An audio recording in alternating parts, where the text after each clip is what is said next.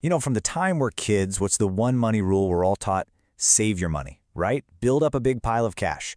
But what if I told you that might actually be terrible advice? What if focusing on a big pile of cash is the very thing holding you back from building real, lasting wealth? That's exactly what we're going to get into. See, here's the thing. Instead of asking, how much cash do I have saved up, successful people ask a totally different question. They ask, what is my money doing for me right now? It's such a small shift in how you think, but wow, it has a massive impact. And we're going to break down exactly what that means. All right, so let's jump right in. What is the real fundamental difference between just having cash and having cash flow?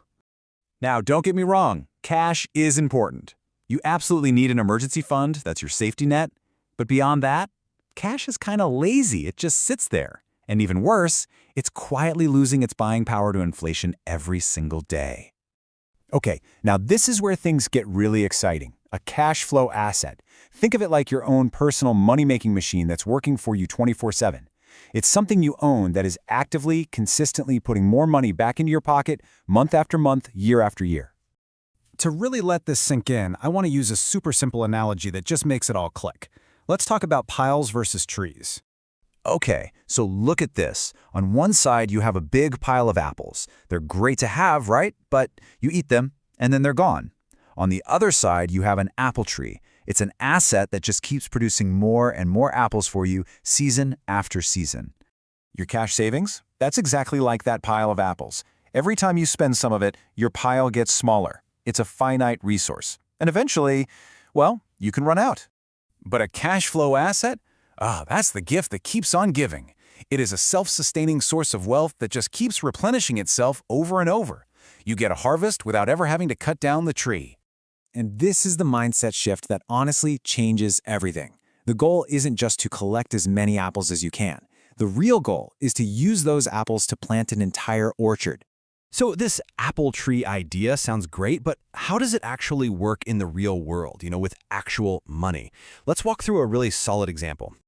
Let's say you've done an amazing job saving, and you've got $100,000 tucked away.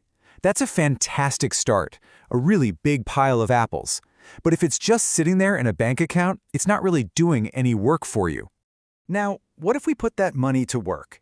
Instead of letting it just sleep in the bank, what if you took that $100,000 and bought an investment property that you could rent out?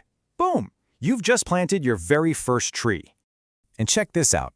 That one property, after paying all the expenses, could generate, let's say, $600 a month in positive cash flow. That's an extra $7,200 a year coming straight into your pocket, all for just owning the right asset. And that, right there, is the magic of cash flow. All of a sudden, you're not just relying on a paycheck. You've got money coming from multiple places, and that creates real financial stability. And the best part? You can take the cash from your first tree and go buy another one. It becomes this incredibly powerful cycle. Step 1, you collect the seeds by saving money from your job. Step 2, you plant a tree by buying an asset. And step 3, you grow your orchard by reinvesting the profits. Collect, plant, grow. It's really that simple. So what's the one thing you can do to start building your wealth this way? It really all comes down to asking yourself one simple, powerful question before you spend your money. Because this is the entire wealth-building cycle in a nutshell.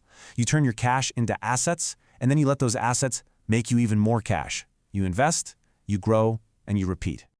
So the next time you're about to make a big purchase, just pause for a second and ask yourself this: am I buying an apple or am I planting a tree? The choice is yours. It's time to start building your orchard.